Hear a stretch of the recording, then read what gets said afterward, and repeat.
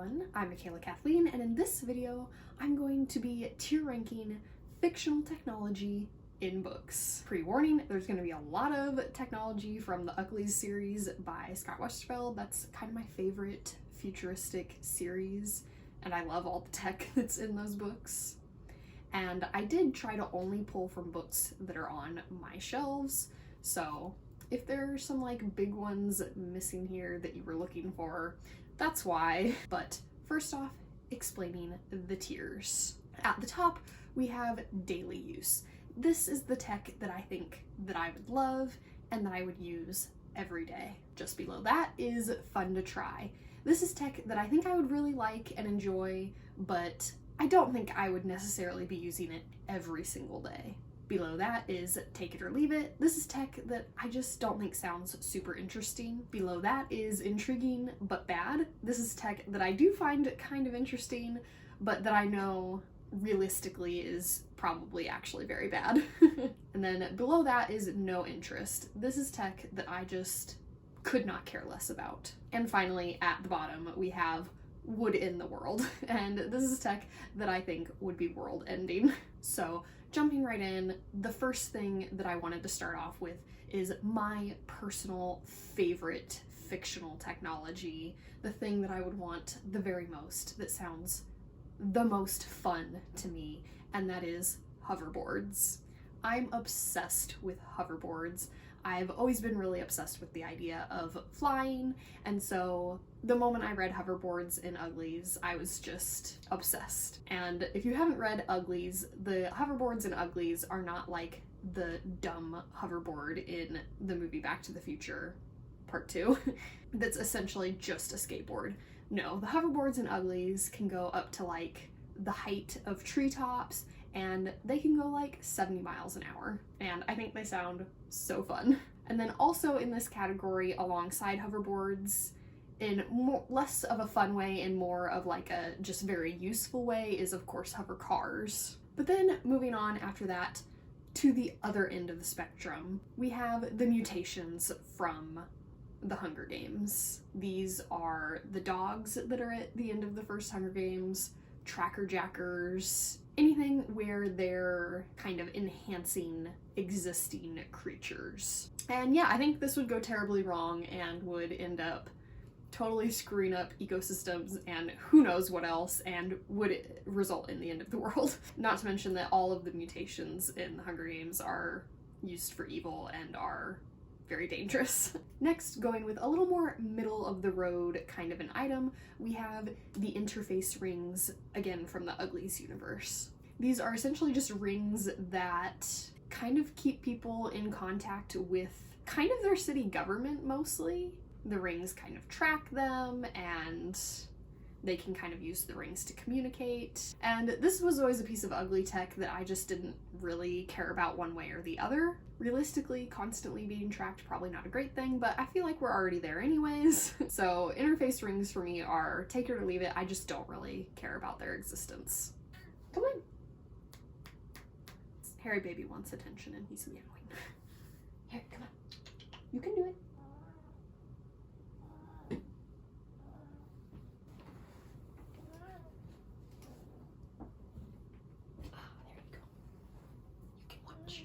Okay, moving on. Number 4 is from the last book in the universe. Not a super popular book, but one of my all-time favorites. It's a dystopian, and in this book we have mind probes, which is like a needle that you put in your head, which sounds very scary and painful, but I don't think it's meant to be. And it basically shoots movies straight into your brain, and it's like you're in the movie, which sounds very cool, but they're shown to be very bad things in the book. People can get kind of addicted to this, and some people will like loop movies just over and over in endless variations until they essentially are starving to death, and the only thing keeping them alive is the mind probe giving them brain activity. So they're painted very badly in the book, which therefore lands them in the category of intriguing but bad, because shooting a movie straight into your brain does sound kind of cool, but perhaps not so good. Next, jumping back into the Uglies universe, we have sneak suits, which are basically like skin-tight suits that can be used to make you blend into your surroundings. They kind of provide a light level of armor. They make it so you don't show up on infrared. I mean, the title of the suit kind of explains a little bit what the purpose is. And this is something that I think would be fun to try. I don't think it like necessarily provides enough fun to be like, oh, I'm gonna be using this every day. But it's definitely cool. Like it kind of will be kind of sticky so you can grip and climb easy. It does have a lot of cool functions, but certainly not a daily use kind of a thing. Next, we have the Truth Serum from the Divergent series. And this is something that I just have no interest in. I don't think it sounds fun to use. Next, going back into the Uglies universe once again to the spin-off series Imposters. In this series, they have something called Spy Dust, which is essentially, there's this city in the series that's run by a dictator, and so he has cameras and microphones the size of literal dust, and it's just everywhere in his city. It is in all of the air that you breathe, and it sounds horrible, and I think it would be world-ending. Next, we have Under Ocean Train Transport from the 1000th Floor series. So these are trains that can get you from like New York to Paris in a matter of like 4 hours, which would be great and I think would be in the fun to try category, mostly because I don't think I would be like using this daily. I wouldn't be like going on cross ocean travels daily, partly because I live in the Midwest anyways, so, but certainly this would make access to vacations overseas a lot easier, more affordable, but still not like, I think you'd still have to have a good amount of money to be doing it every single day. Besides, 4 hours is still a fair amount of time. Next, going back to the Uglies once again, we have the hole in the wall. So this kind of replaces closets for people in the Uglies universe. They have a hole in the wall that can just produce pretty much whatever they want, and the amount of time it takes kind of depends on the complexity of the item. Mostly they're getting clothing from their hole in the walls, so they can get a simple outfit in a matter of minutes, whatever they possibly could think of or want. And this would definitely be daily use. It would be so cool to have just a closet that can just produce whatever you're feeling in the moment that you possibly could want to wear. And the hole in the walls all use like recycled materials, so it's not even really fast fashion. Next, staying in the Uglies universe this time, we have bungee jackets. So this is essentially just a jacket with magnetic lifters in it, and they're really supposed to be used in case of emergency in the Uglies universe. For if like a building is on fire, you can put on the bungee jacket, jump out of the building, and be fine. But bungee jumping is also fun, so I think this one would be fun to try.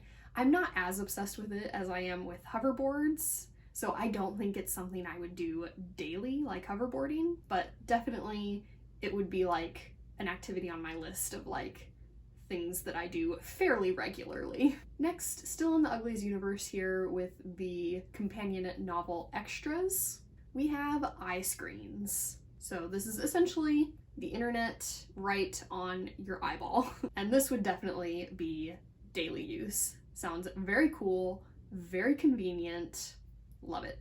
And there are, again, all sorts of things that they can do with their eye screens, including like seeing in infrared and stuff, and like night vision. Right after that, we have skin tinnas, which essentially is like having a cell phone kind of in your skin. This one's much more specifically used for communication, whereas eye screens are more so a lot of different things, usually more internet type things. And so for that reason, Skintina lands more so in the fun to try region rather than the daily use region, because I'm just not interested in talking to people on the phone every single day.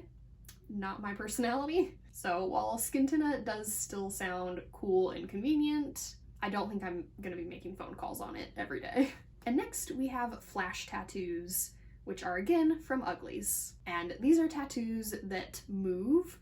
A lot of the flash tattoos in the books move in time with your heartbeat, which is kind of cool. But they can kind of be anything you want, and they're tattoos that you can have put on, have removed, have them for as long or as little amount of time as you want. And again, can do just pretty much anything with them. They can move on your skin. I don't think they're put on with needles like real tattoos, so I don't think they're painful. And so for this reason, this would be daily use for me. I would be getting so many tattoos every day, different things. I would be obsessed with this because even though I don't have tattoos yet, I am very into tattoos, but I am a wuss about pain and just generally kind of a cautious person. I am planning to get a tattoo soon. But yeah, if I had the easy access of flash tattoos that can come and go and no pain, oh, I would just be trying all sorts of things all the time. Next, we have hover cams, which for this one I went ahead and included a picture of Snapchat's Pixie, because that is essentially hover cams. And I know like drones also are kind of essentially hover cams, but Pixie feels like the first one that is kind of advertised in the same way that I would have imagined hover cams would be in the Uglies universe when they first got invented. But in the Uglies universe, hover cams, in the book extras specifically, basically everyone has one, and their hover cam just follows them around 24/7. I don't think I would like this, but I do think it would be fun to try. I don't think I would have my hover cam following me around 24/7, but certainly would use it sometimes, especially when you're doing something like that you really want to remember, like going on a cool vacation or something. So yeah, fun to try on that one. Next, we have the Thunderhead from the Scythe trilogy, which this is just an all-knowing, essentially, AI that exists that has eliminated death. Nobody dies anymore, and it just kind of runs everything in the entire world. And this was a difficult one because it's kind of set up as like any problems it might cause, it will then just solve those problems itself. For example, since nobody dies anymore, there's this system of like scythes who are responsible for killing people in order to keep population down, but that still becomes a problem, but then the Thunderhead just solves it. So kind of a hard one to place, but my initial reaction was like, if nobody dies, overpopulation is such a huge problem already anyways. So I went ahead and just put it in would end the world, even though that's not really necessarily what the book portrays. Next, going back to some technology from the last book in the universe by Rodman Philbrick, we have, they're never really given a specific name. I'm just kind of in my head think of them as like AI screen rooms. And this is beyond just like screens that, you know, work as like internet connected TVs or something. Like in the book, there's a scene where one of the characters has leukemia, and so the other characters are kind of trying to learn about leukemia, and so they ask the room about it, and the room puts up this like holographic body and is like lighting up areas affected by the cancer and stuff. But you can also just use all of the walls in the room as screens, whether that be like you're just doing some ambiance or you're wanting nature scenes or whatever.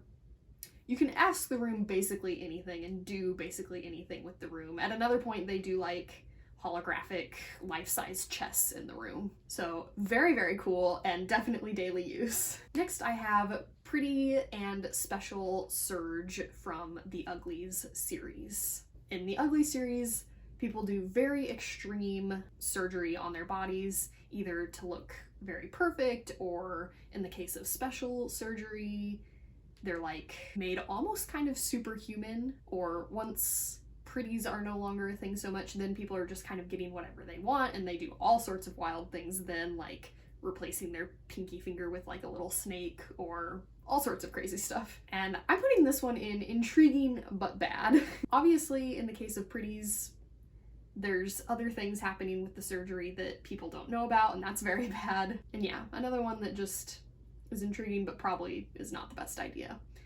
And to be honest, I'm less intrigued by the pretty surgery than I am by the special surgery. I think it'd be so cool to be like gymnast level reflexes and like physical abilities and stuff, and like have perfect eyesight. I mean, would love to get rid of these and have perfect eyesight. Can't do LASIK for reasons. And to like have super good hearing and sense of smell and just all your senses to be like top notch. That would be very cool. Next, we have Calorie Perchers from the Uglies series. This for me has no interest.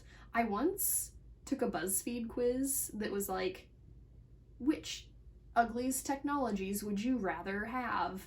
And like, so many people picked Calorie Perchers over anything else, and I just don't understand. Like, out of all of the insanely cool technology in the Uglies universe, Calorie Perchers, really? I think it's sad that our world, our society, has made people feel like that would be the coolest thing to have. Next, another thing from the Uglies universe that I personally just have no interest in is a pulse knife, which is introduced in the newest spin-off series, the Imposters series.